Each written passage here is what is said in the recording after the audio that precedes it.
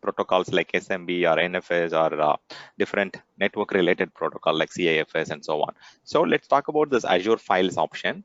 Okay, within storage account, yesterday we were seeing multiple options were there, right? When you go and look at the storage account, we saw that there is a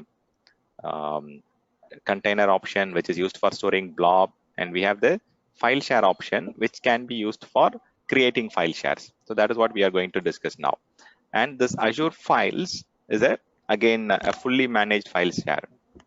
So why we call it as fully managed file share? See, in an on-premises, if you want to have a file server or if you want to have a file share server, you need to do a lot of things, right? You need to deploy a server, you need to install operating system, either Windows or Linux. You have to kind of create the file shares, and then you have to manage it. So you are responsible for server management, OS management in terms of patching, making sure that it is having the latest update, the latest patches, vulnerabilities, antivirus, and so on. So there is a lot of things that you need to make sure you are doing in your traditional file server. But here in the cloud, these backend topics or the backend activities are fully managed by Microsoft. That's why we call it as fully managed file shares. We can just directly go and create the file share. That is the first step we are going to do. So what are the general use cases of file share in the on-premises? Generally, we go and create a file share, and we use it for sharing it across different people. For example, we'll create a departmental share. We will create something like marketing and sales or finance or whatever, and we will be sharing that particular content across the team members part of that particular department. Similarly, we might actually go and create a home folder for each of the users, and we might be storing the files related to individual user, or their profile will be stored in the home folder content here. So, and we can also use it for storing some common content for application, or you can also store some executables for IT related data. So you can use it for multiple purposes, but the primary use case of file share, it's for concurrent usage, or it's for many to one mapping, or it's for accessing it from multiple systems. So file share by default, its nature is concurrent mapping is possible. Okay, and the important thing is, when we are talking about Azure files in the cloud, in the Azure cloud, it can be concurrently accessed from the cloud systems, the cloud VMs. It can be accessed from on-prem, or it can be accessed from your desktop also, your PC also. Okay, so you can access it kind of from all three options, like from your home, from on-premises, from the cloud network. So that's the biggest thing. And here, in general, this particular Azure files are accessible by the industry standard protocol. There are a couple of industry standard protocol that are very commonly used. If it is Windows Server, then we generally use server message block. Okay, this is the common protocol that is used when you are going and accessing something through the network. Similarly, if you're talking about Linux, it has got network file system, NFS. So these are the most commonly used protocol, even though there are a lot many, but these are the most commonly used in Windows and Linux. And these are the two common industry standard protocols that even Azure file share will support. So what you can do is you can go and create a file share, and you can access it from, you can mount it from your Windows system or Linux system, or you can also access it from applications directly using the endpoint, REST API, HTTP endpoint or HTTPS endpoint. So the idea is to have a file share created and mounted from multiple systems, and access the file storage simultaneously. That is the general objective. Okay, so if you want to have a data that needs to be accessed by a set of users or a set of computers or a set of application, we can go and use this concept. Okay, so let's go and create the file share option here. Okay, let's go and open up the storage account. Let's go to file share, and I'll create a file share here. And okay, so let's do one thing here. When I go and create the file share, you have to again use the same nomenclature. It should be unique, and it should be all small characters, lowercase characters and so on. So I can just give it a name. I will say Sunday file share, or I will say okay, so all these things are important, right?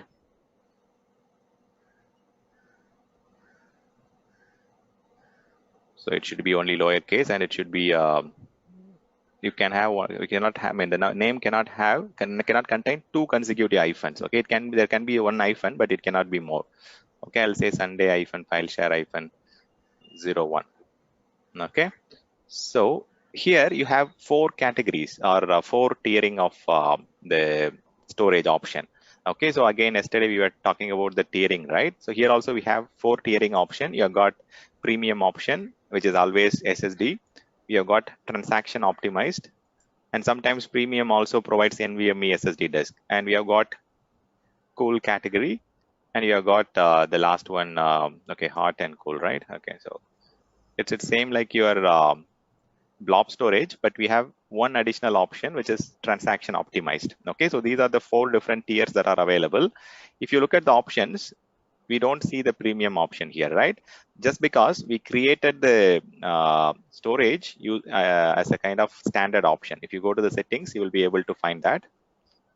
Okay, when we created the storage account, we created it as a standard performance. So that's what the name stands here, right? So we created as a standard category. So we cannot change it. That's what I told you just a few seconds back. So the setting cannot be changed after the storage account is created. So while you are creating a new storage account, you can go and create it.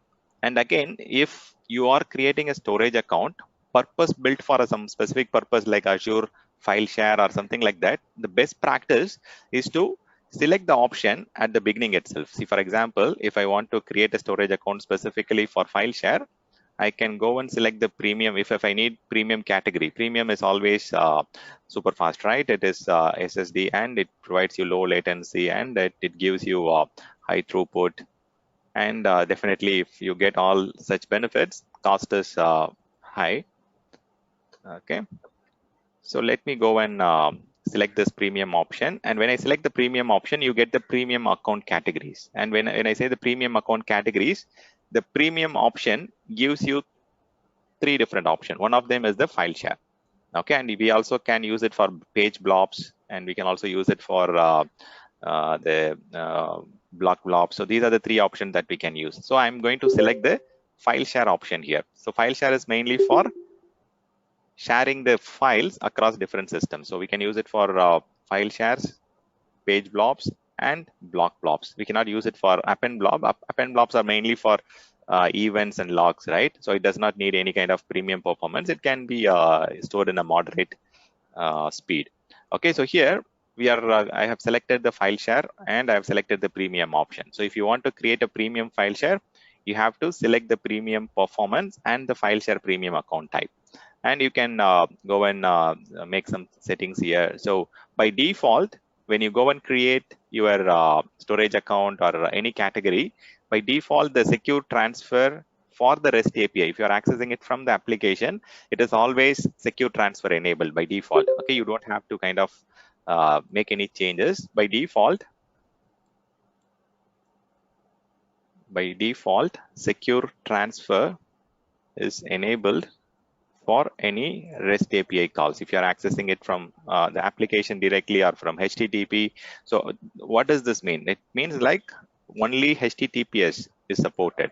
Only SSL is supported. Okay, HTTP plus SSL, right? Or sometimes like it can be transport layer security also. And with that said, maybe I can also show you something here. You can also downgrade if your application has some limitation that it supports only TLS version 1.0 or 1.1. You can go and downgrade it, but always recommended to go with latest TLS version, transport layer security version, which is 1.2. But you can downgrade it to, you have options to downgrade it to 1.0 or 1.1 if your application has that requirement. Okay, but it's always good to go to 1.2.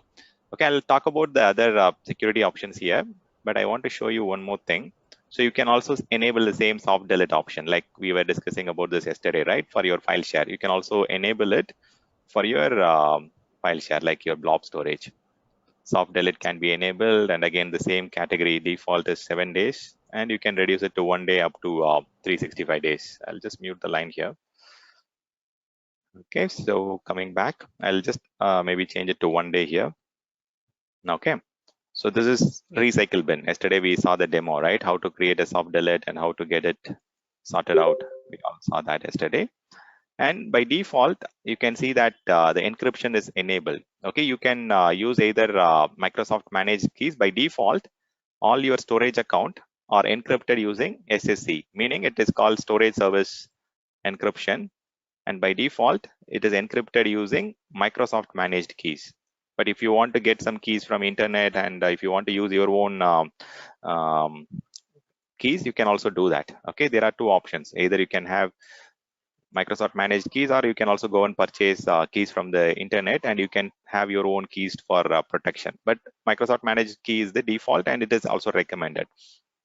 Okay, and if you look at here, the customer managed keys can be used for blobs and files only, or it can also use it for all the services. But after you create the account, this option cannot be changed. This is very, very important, right? So some people go and encrypt it and then they try to change it after the creation. It will not allow you to do that. Okay. So you have two options to choose from. If you are using customer managed keys, you can go and use it for all the services, or you can use it for just your blobs and files only. Many people use it for tables and queues for the application. So tables and queues are mainly for application, right? So they generally use it for that, but we can also use it for blobs and file also. Okay, let me go and create it. Okay, what it says. Okay, I have not given any name. Okay, I'll say this is premium file share, premium file share, local return and storage 001. Just to make sure that I'm following the name, I mean, to understanding purpose, right? So premium, I'm using it for file share, and it is a local return and storage. You can just give some name that can help you to identify it better, right? So let me get it created. So if you want to create a premium file share, this is the option that you need to follow. And if you are creating it purpose built for file share and these activities, you will not have options to play around with other storage type, meaning it is actually intended for only hosting file shares. So I'll show you that shortly. So once after this is created, you can see that. But if you want to create a file share for maybe hard tier or transaction optimized, you can just go and do it here. Okay, so you can do it within the standard itself. So standard combination, it supports these three different things. Okay, so here these three categories are standard category. They are all hard disk category. But if your application needs better transactions, quicker transactions, you can also go and create transaction optimized. I'll go and select. By default, it is transaction optimized. Okay, so if you don't need premium level latency, and if your application is looking for some transaction heavy workload, you can also go for this. Okay, so by default, transaction optimized is the default one, and the maximum capacity that is supported is 5 TB. Okay, so 5 TB. Okay, so that is the maximum capacity. You can also go and enable large file shares. I'll tell you like how to change it to 100 terabyte capacity. You can also do that. Okay, you have the option to change the maximum capacity to 100 terabytes also. But by default, you get 60 Mbps speed with transaction optimized. Okay, I'll just say I need a file share. This is like transaction optimized file share 01. Okay, I'll go and create it. So now, okay, so it is here. Let me show you some option. So if you scroll to the bottom, extreme bottom, you can also go and enable large file share. If you need maximum capacity to be utilized, if you want to store like 100 terabytes, you can use this. Okay, so this large file share option can be enabled under the configuration settings. So this is to accommodate larger file shares for if you have some application that needs heavy storage, you can also enable this option. Okay, this supports up to 100 terabyte. By default, you have a limit of 5 terabyte, but if you want to increase it to the maximum, you can also go and enable large file share. Okay, so this is mainly for big data and data warehousing. So for such data lake and such large data management stuff, you can go and enable this. Okay, you can go to the configuration settings and you can enable large file share.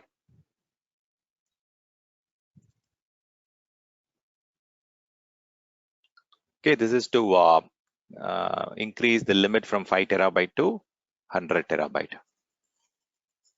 Okay, now let's go and look at this option in the other storage account which we just created. So on this premium option, you can see that it is giving us only data storage option as file share.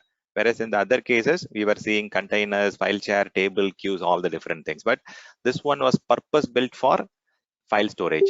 So if you want to do that, you can select the account kind as file storage. If you want to purpose built this, you can always go for the specific account kind. Okay, so this option is there.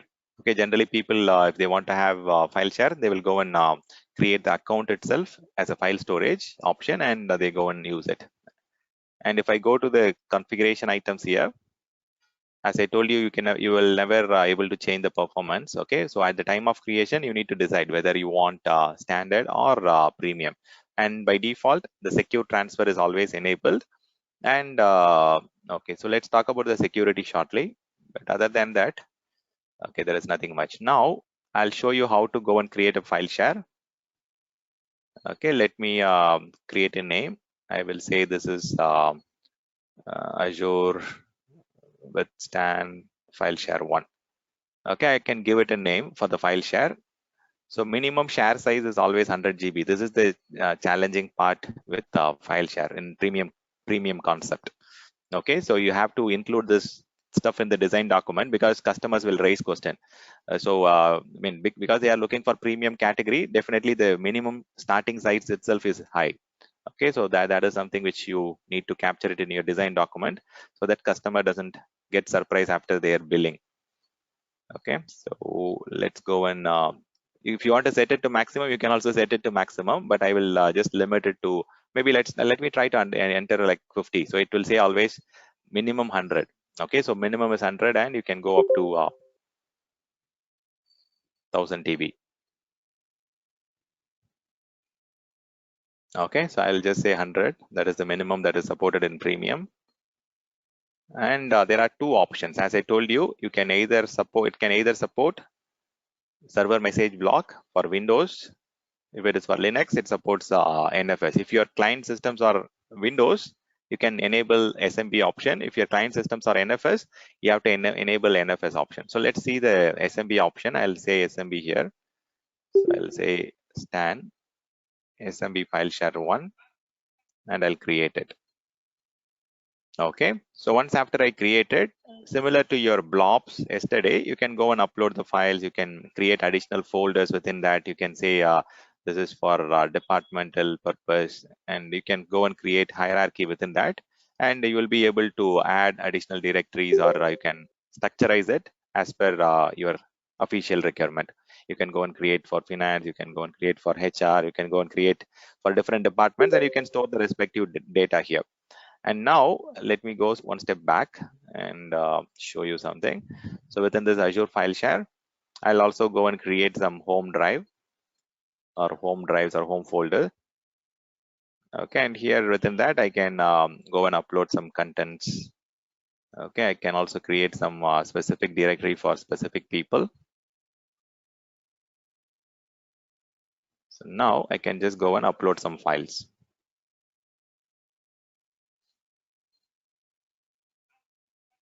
Okay, give me a second, it is taking some time. So I can just go and upload some files. Okay, maybe some happy page or some kind of index.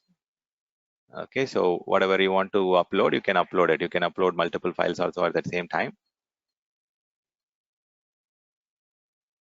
Okay, I can also upload some pages, index.html. So you don't get option to select those category like yesterday. Only that is applicable for blob.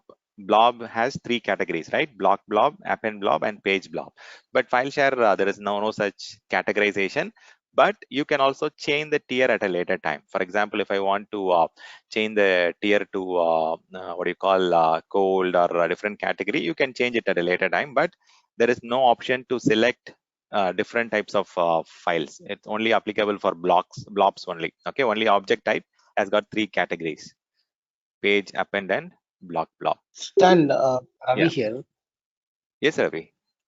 Is there any restriction for file types, or is there any, what is the anti-spyware, malware kind of scanning done for viruses Okay. for the files Okay. that are So uploaded yeah, over this here. is a managed file share, right?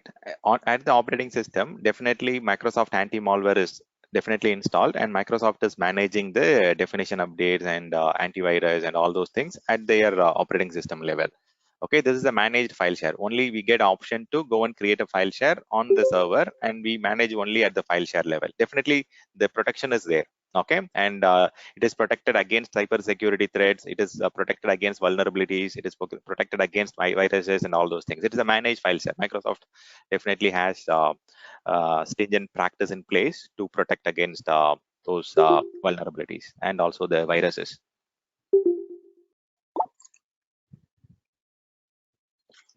Okay. Yeah. So now you can also go and change the size and performance at a later time. You can go and increase the capacity if you want to increase it. But um, you have the limitation. Okay, you can only change only once, only one time every 24 hours. But that is fine. Okay, see, as long as you have the option, you are not going to change very often. But if you can have some limitations there. Okay, there are few limitations. The first limitation I told you on the conversion, right?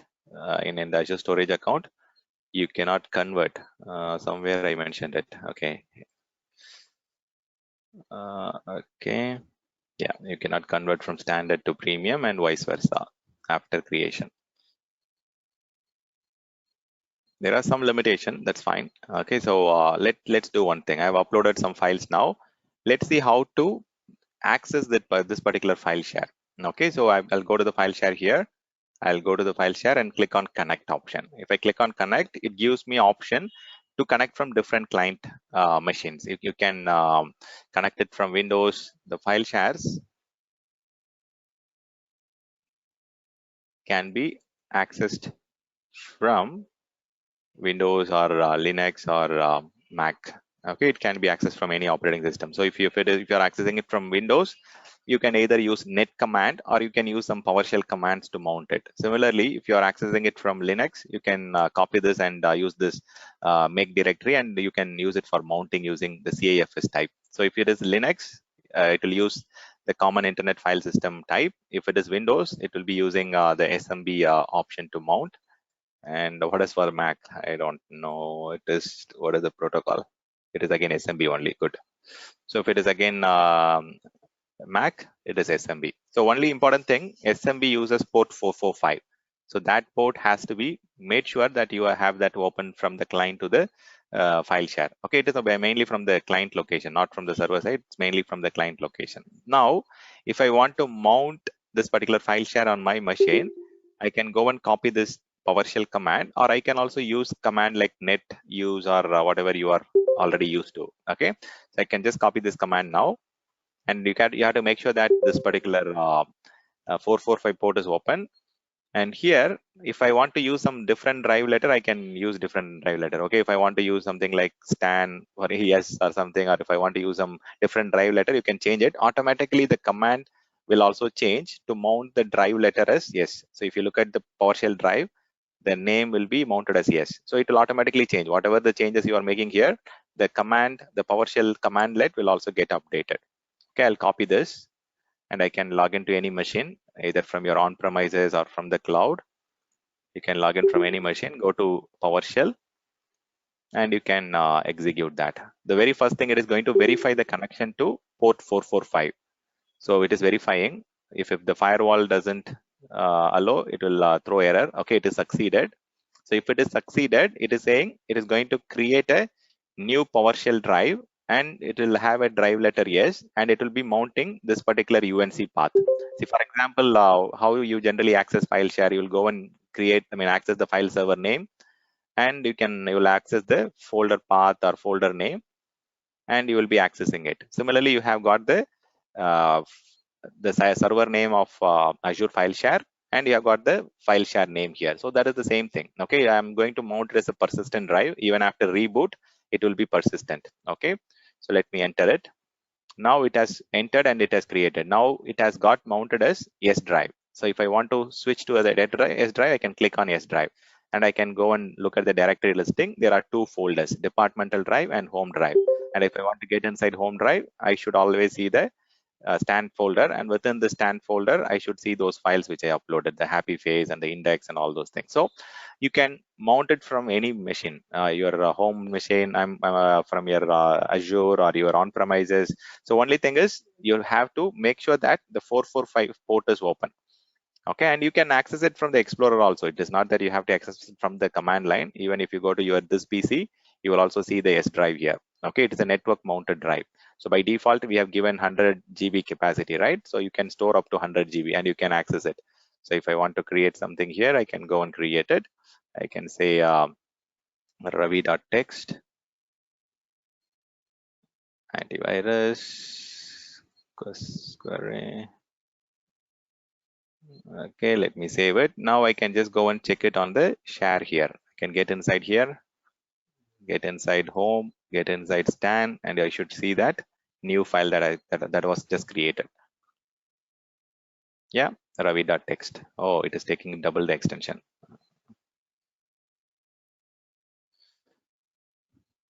Okay, sorry.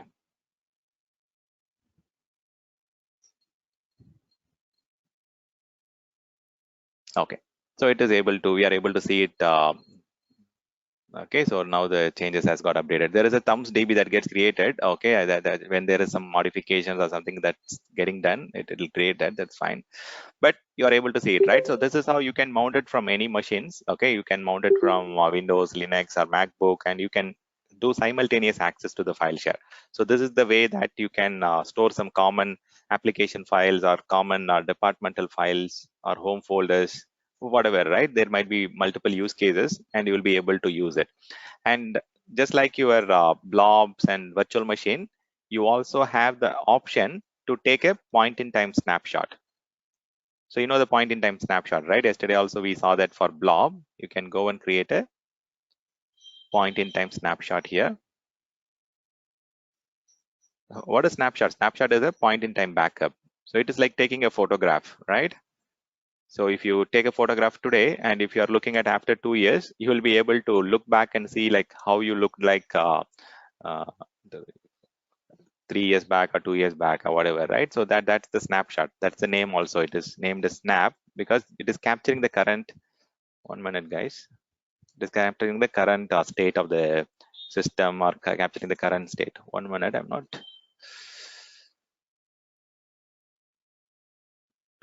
3, 4, 5.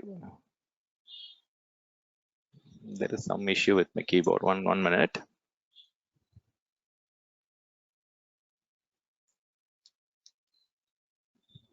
Yeah, sorry.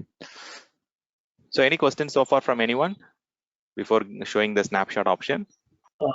Stan, Yeah.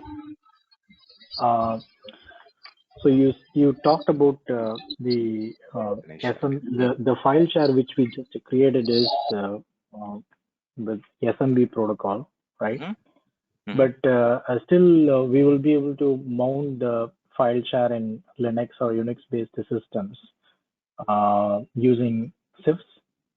Or no. So you have to create it as a NFS mountable file share. See, when you created the file share, you had two options: whether you want to have Windows-based client or whether you want to have Linux-based client. For Linux, the commands and the option protocol itself should be different. You cannot use it like it's not a Samba sharing concept. This is some people get confused with Samba and SMB. Samba is a different concept. If you are creating a Samba file share, you can use it from Windows and Linux together. But this is proprietary Microsoft protocol, SMB, server message block, and this is Linux proprietary network file system, right? So you have to create a file share that is NFS compliant. So it will be accessed from a file share mount point. You have to go to the etc mount and get that mounted, or you can also have a temporary mounting. So it is like completely different option. You cannot, if you have created a SMB share, you can mount it from your Linux client. Okay, that is possible. So okay, your question was whether I can mount it as a zip share, right? Yes, you will be able to do that. Yeah, that's correct. You will be able to do yeah, because you mentioned for Windows we use the SMB, Mac SMB, and for Correct, Linux, correct, correct. we I mean, use yeah, I was just recalling your question. Then I recall you asked about CAFS, not NFS, right? So yeah, CAFS is supported. Yeah, that is definitely supported. So for Linux, if you want to okay. mount the SMB file share, you have to have. I mean, you can use it. Use it as a CAFS. Okay, and one more So we important can point. Yeah, go ahead. say the file share which we are creating in the SMB that Hmm. can be mounted in both Windows and Linux-based systems as a Correct. mixed Yeah, file share, just like we do in our on-prem storage, right? So, correct. Yes. okay. Yeah. If it is And just NFS, then it's completely for the Linux and Unix. That's it. No no, no, other, no. See, even right? in your Windows, if you go to your Windows system, I'll show you something.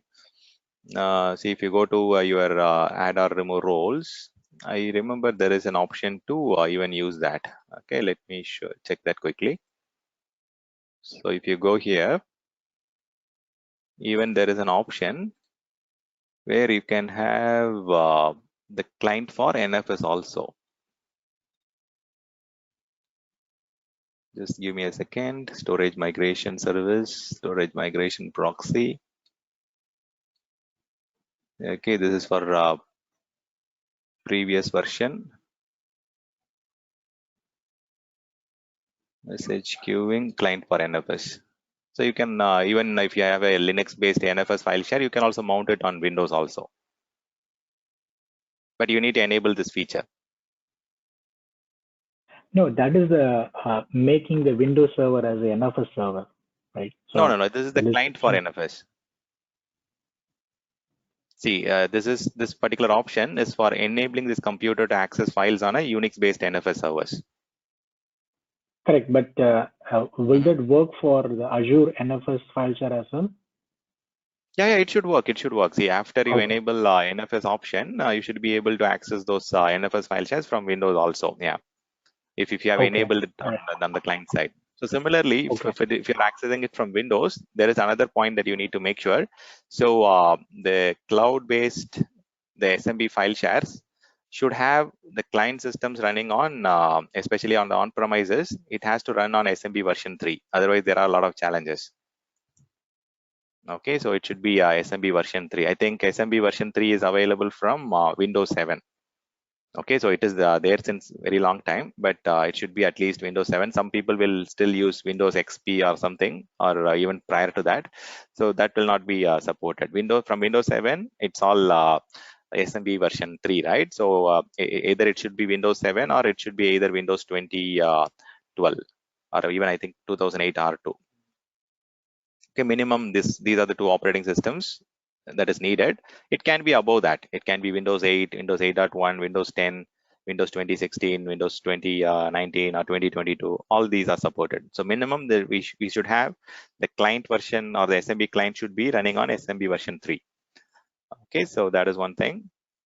And is now there any restrictions on the NFS version as well? We have NFS 3 and NFS 4, the 3 and latest. 4, right? I think 3 is Both. supported. Okay, but it's always recommended to have 4 as a best practice, but 3 is also supported. Yeah, on the cloud side. See, in the cloud, even SMB 2.1 is supported. See, for example, if your machine is running on Azure platform, and even SMB older version is supported. Only for the on-premises environment, this is the limitation because it is coming through the VPN and coming through the internet channel. There are some challenges. Otherwise, like if it is on you are mounting from Windows Azure VM, then even 2.1 is supported. Okay, all right. Yeah. And one more question this Yeah. time. Can I go ahead? Mhm. Yeah. Go Sorry. ahead. Go ahead. Please. Please. You said the file share can be accessed from any systems. The any Mhm. means it's in public, right? So that anybody Mhm. can access it. If I wanted to access it from the particular single network, from the particular VNet, will that be Mhm. possible? Yeah. So definitely, that is very important use case, right? You have to go to networking and you have to filter that traffic to specific selected network. I want to access it only from the client range. This is a very normal use case, right? For example, you will have a range of systems from your on-premises where only you need to allow access from that particular IP range, or you want to access it only from existing virtual network. You can go and select the specific VNet. For example, I can just say I need to access only from the RG East US Broad VNet, and other VNet should not access it. So you can either restrict it from cloud Azure VNet, or you can restrict it from a range. That is very important, right? That's the Right. common use case we have to do it. Yeah. Is it can be done in the storage account level, or it can be done at the file share level also? Okay, at the file share level, let me confirm. I don't recall. Let me see here. So we are in the file share. Okay, and okay, SMB multi-channel security. So this is the protocol options. Okay, and TLM. I don't recall an option at the file share level. Okay, but let's see. No, I don't think so for now. Okay, so what you can do, well, let's see if there is any other option. Okay, no, I don't recall. But again, see, at the end, the storage account is the data store level, right? That is the protection level where if you are protecting it at the networking level, you can do it. And yeah, you are right. If I'm using it for multiple purpose, then there are challenges, right? If I'm mixing blobs and file shares and other things, then your design will be complicated. But yeah, if you are just purpose built for file share, then ideally this doesn't make any difference, or it is not going to bring any kind of challenges. But for your question, yeah, you can restrict the traffic from a selected network, or you can allow all the network, or you can just allow from a specific machine also. And if you want to just only allow logs to be read, you can also enable read-only option also. See, for example, if I'm storing some SIEM logs, and if I want to give access to some third party for auditing or some specific use cases, you can also give access to the logs from that particular specific network. So there are a lot of use cases, but these are all design related thing, right? So I mean, asking question is fine, but yeah, though you have the option to do it. Okay. Yeah. Thanks. No problem. Sure. Let's do one thing. I'll show one more option. Okay. See, there are some interesting tools that are available. See, for example, if I go to the browser, and if I say azure.microsoft.com/downloads, I'm not sure if I got deviated, but anyways, I'll catch up with my mind, and I'll go back there. But anyway, so if you go to tools, here you have the Storage Explorer